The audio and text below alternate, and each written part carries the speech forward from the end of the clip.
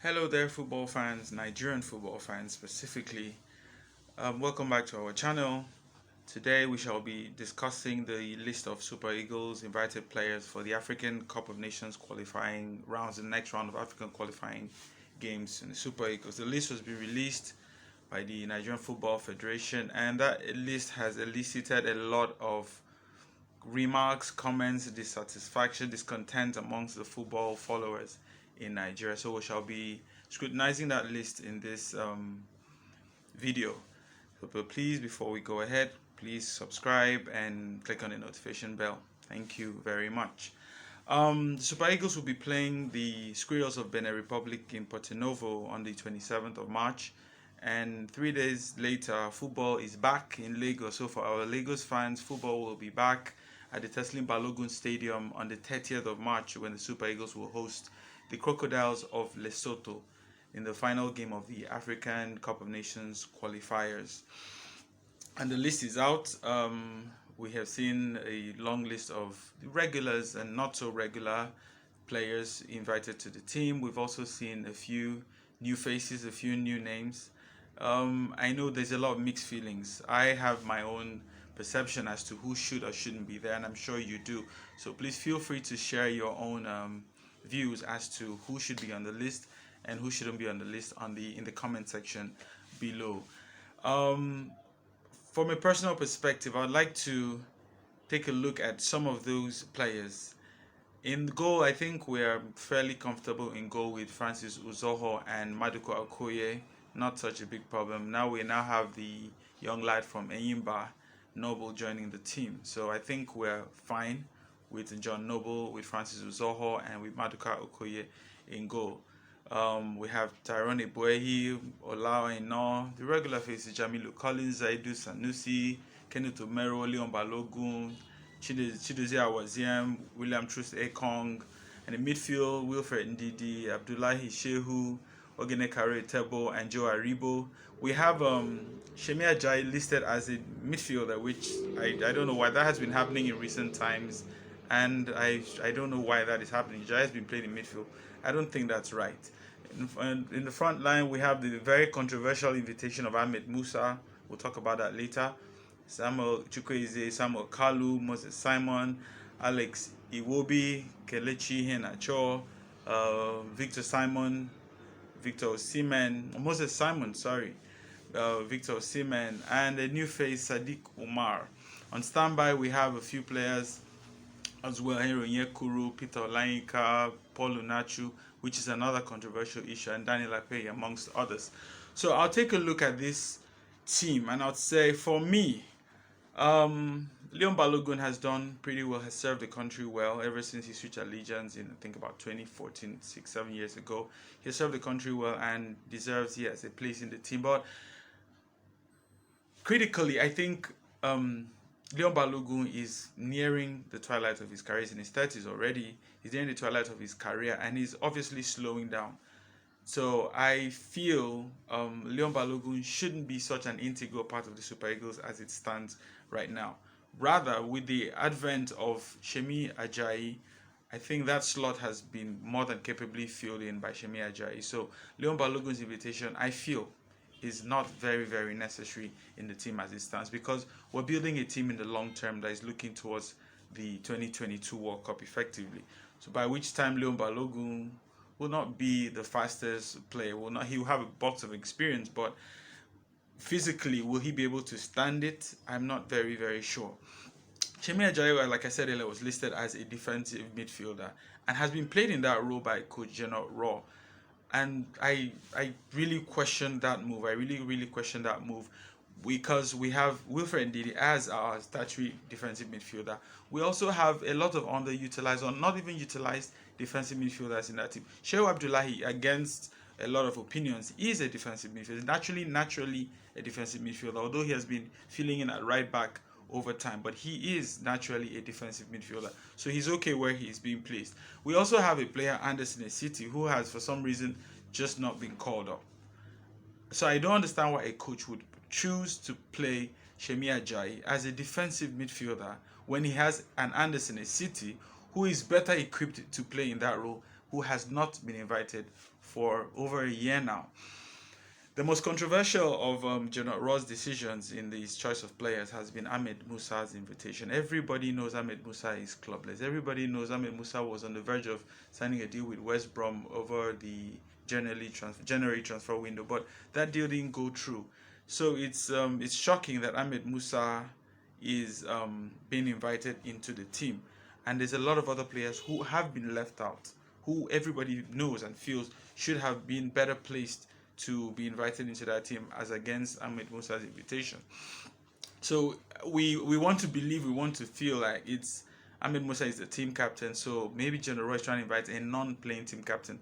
But we all know Ahmed Musa's capabilities. At this point, this is not the time. This is a period when we should be trying to build our best team. So inviting Ahmed Musa when you have Chidera Ejuke and even Henry Onyekuru is on the standby list, right? Having a player, albeit the captain, being invited into the team when we have a lot of other players who have not been invited. A non-playing captain. The captain has been without a club, has been without active football for upwards of 5 to 6 months. I think that is a very, very, very controversial decision by Coach Gernot Rohr, and that really, really underlines a lot of speculation as to what is Gernot Rohr really trying to do. I'm gonna talk about Gernot Rohr briefly, but let me run through some of the other questionable decisions in that list. Sadiq Umar is a Paul Onachu look-alike. He's not as tall as Paul Onachu, but he's still a lanky top striker that Paul Onachu is. And Onachu has, unfortunately, not really delivered in the Super Eagles.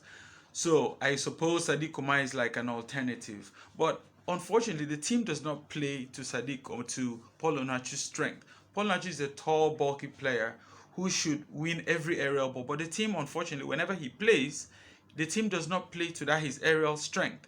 Now you're bringing in Sadiq Umar, who since 2013 of professional football for the last 8 years or so, Sadiq Umar has scored about 49 goals ever since 2013. He has scored 16 this season in Almeria and scored 17 goals 2 seasons ago when he was at Partizan Belgrade. That's accumulated. That's about 33 goals of 49 goals. So he hasn't really been the best. He's not really the best striker. He has struggled in Bologna. He has struggled in Roma. He struggled recently in Rangers under Steven Gerrard. He has not really been that proven striker. So I do not get why Sadiq Umar should be invited into the team ahead of Paul Onachu, who has scored over 23 goals in Belgium this season. So if you're talking man for man, form for form, then Paul Onachu is in a better position to be in the starting lineup of the Super Eagles, in the first, in the starting, in the squad, not on the standby list ahead of Sadiq Umar. I would have not minded if you had Sadiq Umar on the standby list, because Victor Osimhen is just recovering from an injury spell, so we can understand that. So more and more questions about Gernot Rohr's choices. Paul Onachu is on the standby list. That doesn't really not make any sense, because he is Nigeria's hottest striker in Europe this season. So why should he be on the standby list? Daniel Akpeyi has been is also on the standby list. I still question Daniel Akpeyi's involvement in the Super Eagles till date. We have Maduka Okoye, we have Francis Uzo, and a host of other younger goalkeepers who are doing well. So I do not get. Akpeyi has paid his dues. He has done his time. I think it's time to move away from Daniel Akpeyi in the Super Eagles. Nothing against him, but it's just what it is. It's time to move ahead. Francis Uzo is as good.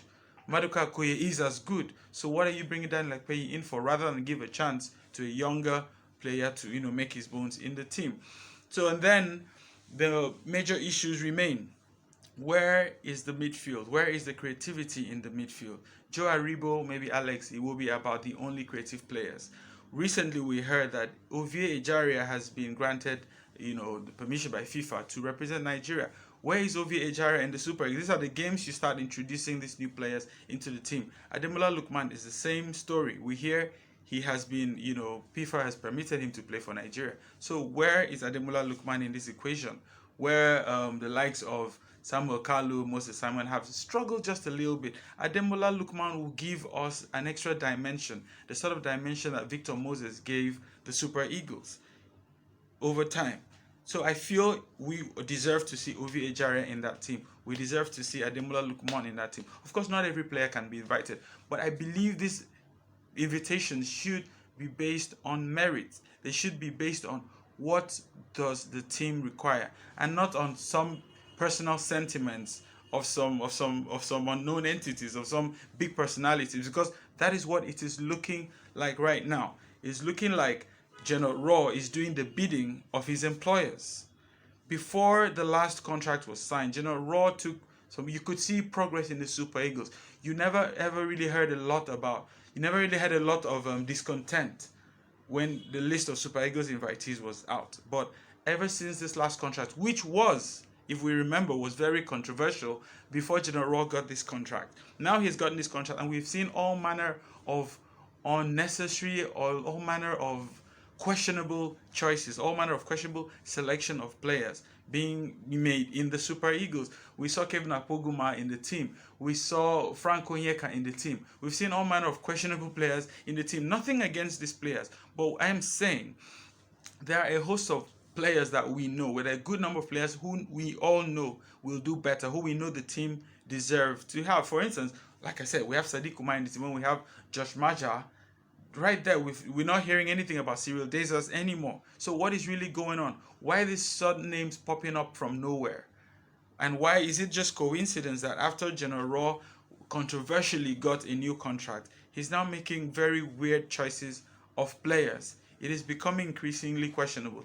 Simi Nwankwo, who is doing very well in Italy, but ever since the last World Cup, nothing has been heard of Simi Nwankwo, despite the fact that he's doing as well. He scored about 10 goals this season, and Sadiq has scored about 16 goals or 14 goals, right? So what are we saying? What is really the difference? Even if it's 16 goals in the second division in Spain as against 10 goals or so, and crucial goals at that against top quality opposition in the Italian league, who should be your man? Who should be your go-to guy? I think Simi Nwankwo deserves a place in the Super Eagles ahead of Sadiq Umar, even ahead of Paul Onuachu. So these are the questions. I get a feeling that we're going back to the days where there's favoritism, there's bias, and there's interest of powerful people in our football spheres, and that is why we're having this unnecessary questionable choice and selection of players for the Super Eagles.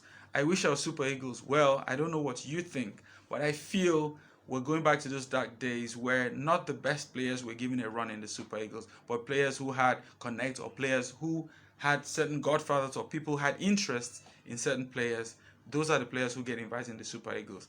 I would like to know what you think. I'd like to know what you feel about this list of players that has been published for the next round of games. Please do feel free to drop your comments and your suggestions and your questions as well in the comment section below. I'll see you again, and remember, please subscribe, and we'll see you on our next video.